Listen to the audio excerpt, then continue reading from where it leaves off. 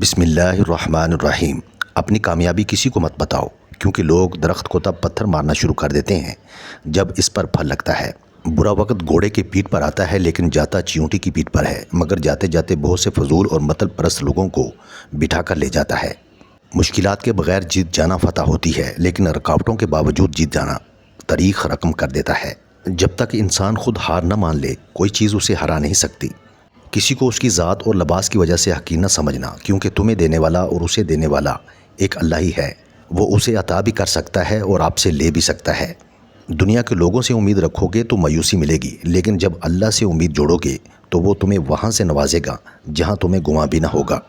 اللہ تعالیٰ کا ذکر کرتے رہا کرو، چاہے گھر میں ہو یا راستے میں، کیونکہ جس چیز کے سامنے اللہ کا ذکر کرو گے، چاہے وہ پتھر ہو، پھول ہو، درخت ہو یا کچھ بھی ہو، قیامت کے دن گواہی دے گا کہ یا اللہ تیرا یہ بندہ تیرے ذکر میں مشغول رہتا تھا۔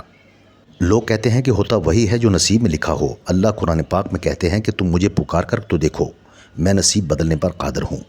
اگر تم زندگی میں کامیاب ہونا چاہتے ہو تو تمہیں اپنی خامیوں کو بہتر بنانا ہوگا، دوسروں کی خامیوں کو نہیں۔ ڈاکٹر علامہ اقبال فرماتے ہیں کہ وہ بندہ کبھی ذلیل نہیں ہو سکتا جس میں ایک خوبی ہو کہ وہ عاشق رسول صلی اللہ علیہ وسلم ہو۔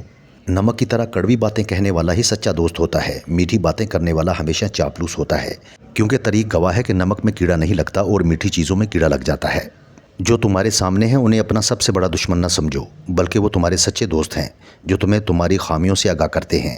حضرت علی رضی اللہ تعالیٰ عنہ نے ارشاد فرمایا کہ کسی کو دھوکہ مت دینا، اگر کسی کو چھوڑنا ہوا تو وجہ بتا کر چھوڑنا، وجہ بنا کر نہیں، کیونکہ کسی کا ایک آنسو تمہاری زندگی تباہ کر دے گا۔